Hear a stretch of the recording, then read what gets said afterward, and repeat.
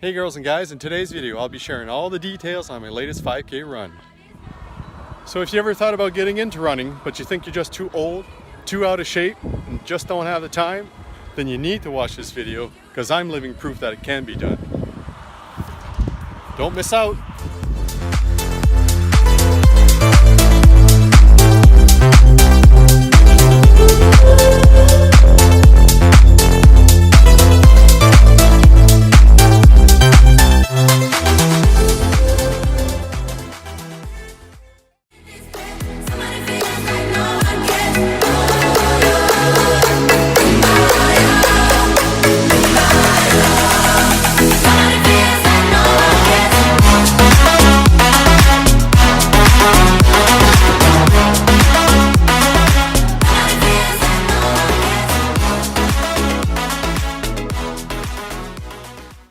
Hey guys, welcome to the vlog today.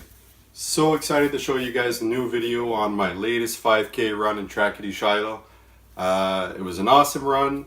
It's one of the last runs of the season, so you always look forward to getting these last runs done. So it was a pretty good run. Actually, it was a new run I think they had there in Trackety. I think it was their first edition, so considering it was their first edition, they did a pretty good job on organizing the whole run.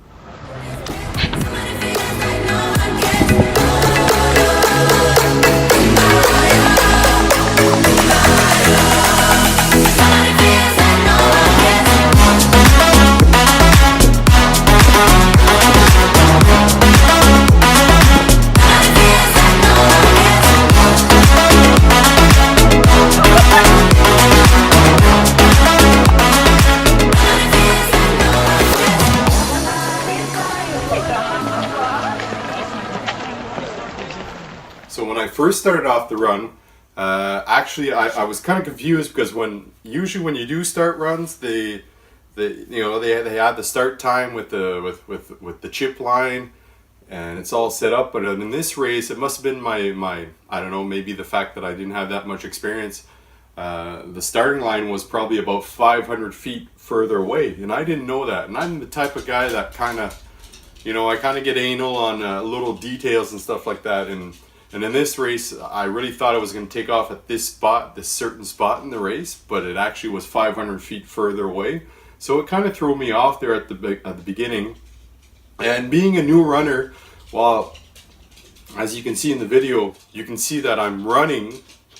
I'm leaving on the starting line, and I actually have my phone still in my hand. And for some reason, I keep keeping my phone with me. I just listen to music at the same time.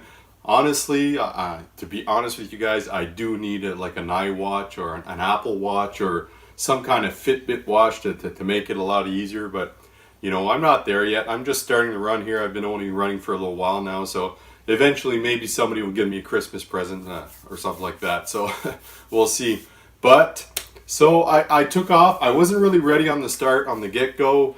I think when they did call the startup, I'm not sure, but I think they kind of did it in a way that maybe because it was their first edition, they weren't used to calling the startup. Usually they'll give you like a 2-minute start time, and then you kind of start getting prepared mentally to get focused and all that. You put your earphones in, you start your music, you start your GPS, you get ready to start it up. But in this case, it kind of took off pretty quick there. I thought it was like 2 minutes, and then a few seconds after that, it was like 3, 2, 1, go. But in part, it was kind of my mistake too, because I wasn't enough focused enough to leave the starting line at that time. But that's fine. I took off. Maybe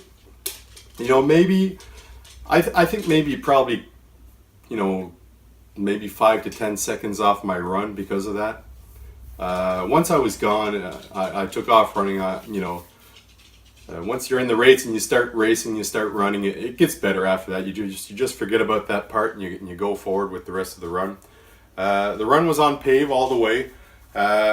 Actually, the race before in Bathurst, the week before, I ran on a dirt trail, which for some reason was awesome. Was an awesome run, and it kind of felt even better than this Trackety run. I actually thought in this Trackety run that I was going to beat my time, but I did not beat my time. And I think one of the reasons was because of this startup, the way we started up the race. It wasn't too bad. I finished, I think, 25:32 or something like that. Probably one of my slowest runs of the year. But in general, the run did go pretty good. It was actually pretty hot, pretty humid, but the terrain was nice. Nice, beautiful area. So yeah, it just adds one more run to the roster every year. So we're kind of excited about that. And it makes it all local runs, so you don't have to travel that far. You can do things, really close, and then you don't have to spend a lot of money to go out like 200-300 kilometers and run out. Spend all this money just to do a 5K run. So in general, it did go pretty good.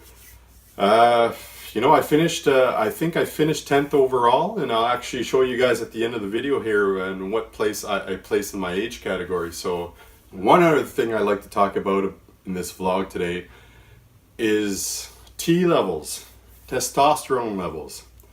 There seems to be this big mix-up conspiracy that runners lose T levels. They lose T levels. If you're older, you shouldn't be running. If you are running and you're older, you're going to lose your T levels. It's going to make you even worse. You're going to lose your muscle mass. But honestly, I think there's a big mix-up in this whole thing.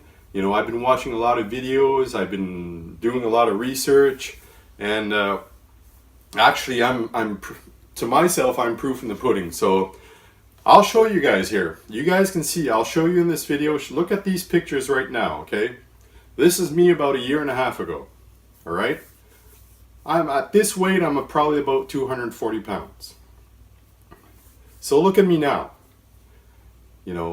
At that time, at this weight, at 240 pounds, I did not have any muscle. Like I was, my T levels were as low as they could be. And look at me now. Just look at the part of me now. I'm not where I want to be yet, but I'm getting closer and closer to what I want to be. And nobody's going to make me believe that T levels go down when you're running. I run probably about 10 to 15 kilometers a week. And of course, in the winter time, I slow down. I do more like treadmill running. But I think the whole mix-up here in the T level conspiracy is you need a certain amount of cardio to get that fat loss, especially after 40 years old. If you're older, you need to get some kind of cardio training in there. And it doesn't necessarily have to be running, but running is a good part. And I think where people get mixed up is if you're going to run half marathons or marathons, then that's a different ball game. If you're only doing that and you're spending a lot of time on running half marathons, yeah, if you look at the typical build of that certain type of person, usually, yeah, it is smaller, it is a little skinnier, it's more a lengthy runner, right? So I would, in that case, I would believe it. But most of us guys are not running marathons. I'm not going to be running a marathon soon.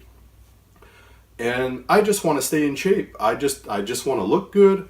I want to have a little bit of muscle mass. I don't want to be the next IBFF heavyweight champion. I just want to be somebody that's healthy, that looks normal, that's all.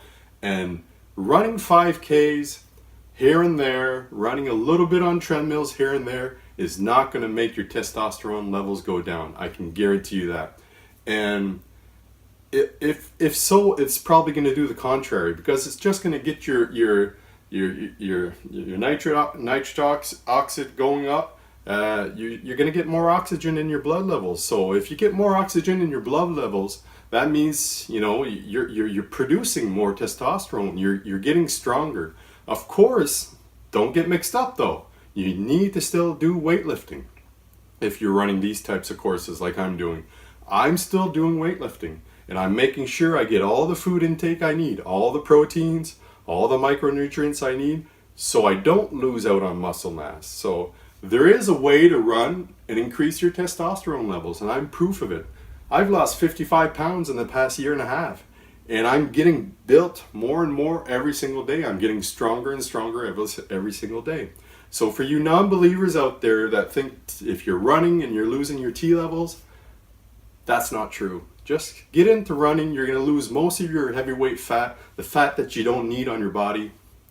get into running, and you'll see it'll be worth it. And just continue going at the gym, or if you can't go at the gym, do something at home. Try to find some kind of weight program that you can do at home. There's so many weight programs out there. There's so many apps out there that exist on the web now, on your iPhones, and that you can use and do just at home. But keep the weightlifting into your programs. So guys, yeah, that's my video for today. If you guys like the video, please subscribe to my channel. I'd really appreciate it. Like the thumb, hit the thumbs up on the bottom.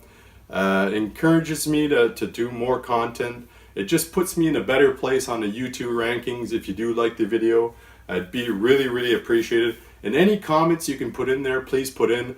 I'm new at this, I'm not perfect. I'm going to do a lot of mistakes here, but as I go on, as I get better, content's going to be better, video quality is going to be better, and yeah, we're just going to learn together. And if you like this part about testosterone, I got other videos coming out with what do I eat in a day, how do I increase testosterone levels with the food I eat,